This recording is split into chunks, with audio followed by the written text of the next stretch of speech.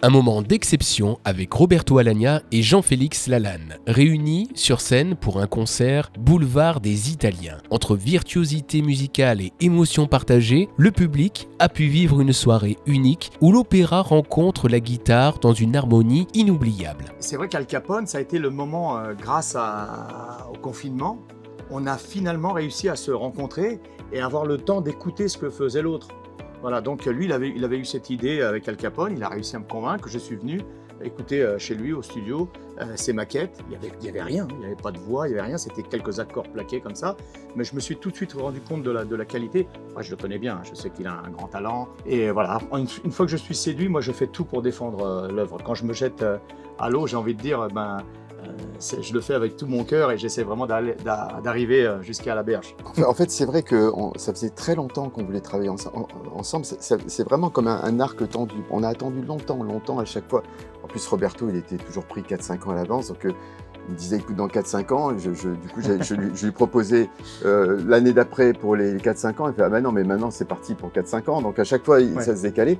On n'arrivait pas à trouver le moment de travailler ensemble, mais il y avait une vraie envie.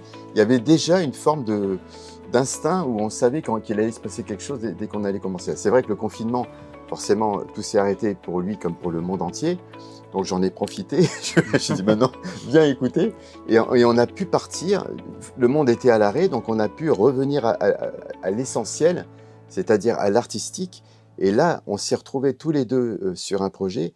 Et à partir de ce moment-là, le mécanisme artistique entre tous les deux, ça faisait un Larsen permanent entre nous. Et on rentrait dans une espèce de surénergie en permanence où chacun alimentait l'autre. Puis nous, on aime bien partir de quelque chose d'abordable, plutôt que de partir dans des trucs dithyrambiques et à la fin on se casse la gueule parce que on n'y arrive pas, parce qu'on n'a pas assez de moyens ou autre chose comme ça. Là, on part dans des choses simples mais qui restent efficaces, qui restent poétiques, qui racontent l'histoire. Et puis si on voit que les choses évoluent, on évoluera aussi.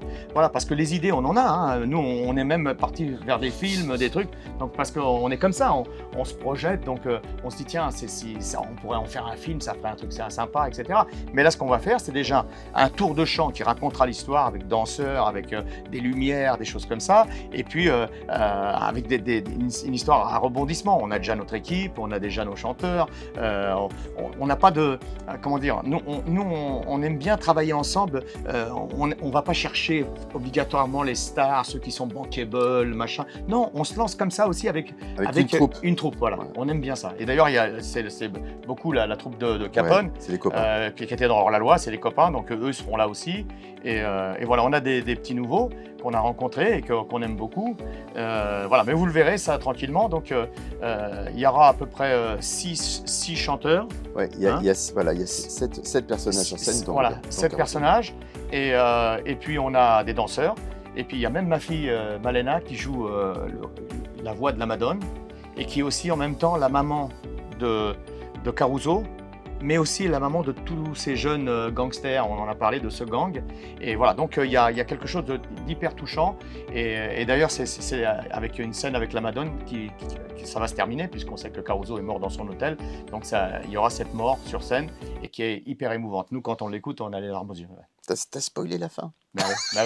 Mais tu sais, Caruso, on sait bien comment ça finit. Caruso. Sans le public, on l'a vu pendant le Covid. Moi, j'ai fait un spectacle Corrigi d'Orange, sans public. C'est la première fois qu'on chantait, c'était pour la télévision. Il n'y avait pas de public. C'est mort. Il y a quelque chose, bien sûr, quand on est là. Nous, par exemple, il n'y a pas de public. Mais on l'imagine. On sait qu'on va leur offrir ça. Mais le public est essentiel parce que c'est un échange, c'est une communion. On sent quand le public reçoit quelque chose. Là, on le voit. Dès que ça part, ça commence avec une tarentelle mafieuse, qui est magnifique. Et le public part. Voilà, moi, je rentre, je fais applaudir le public et puis ça y est, c'est parti. On est au 3e soir là, d'affilée. Avec les voyages, on finit tard, on dort pas beaucoup. Plus j'ai fait l'enregistrement de Caruso. Donc, on a eu 4 jours intenses d'enregistrement. Tiens, le voilà. Viens. Pas grave, on est entre nous. Voilà, donc on est là, je revois des choses dans ma tête. Et puis après, on va se mettre en condition. Voilà, regarde, pour se mettre en condition.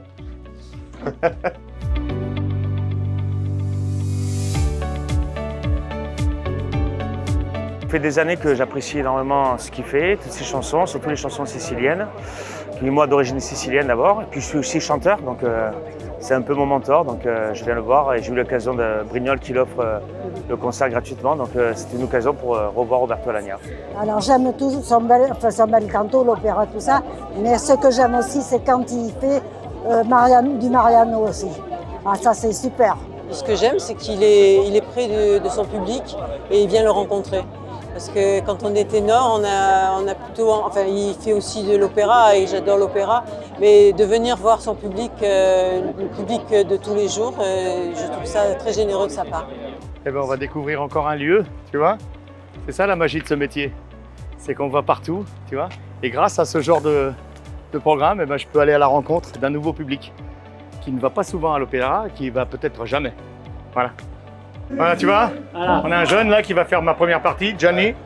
Super, belle voix, beau gosse et beau t-shirt. Beau Marcel. Je renvoie tout. Beau Marcel, bravo. Bravo, regarde. Eh, voilà. J'en ai un aussi. Tu vois? Ça viendra. Oh, ça va venir, ça va venir. Noah, toujours fidèle au poste.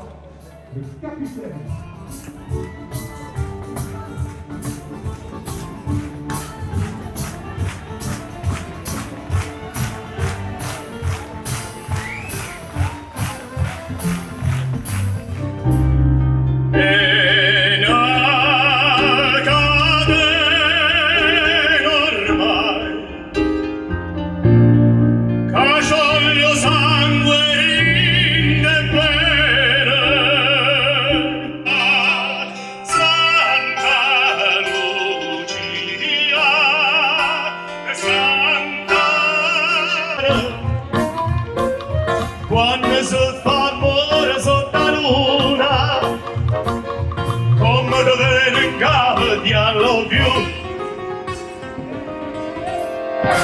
Tu vuoi fare l'americano, americano, americano, siendo a me che tu va a fare.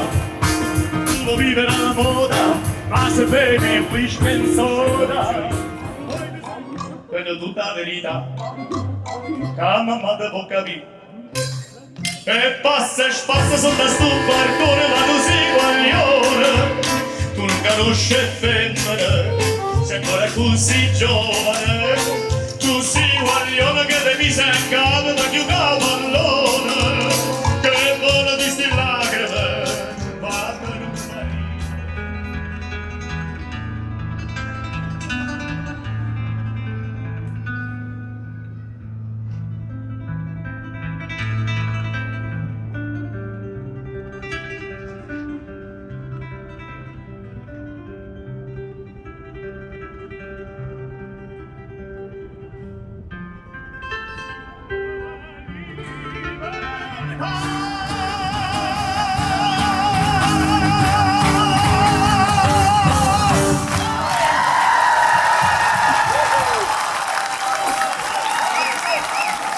Merci, merci.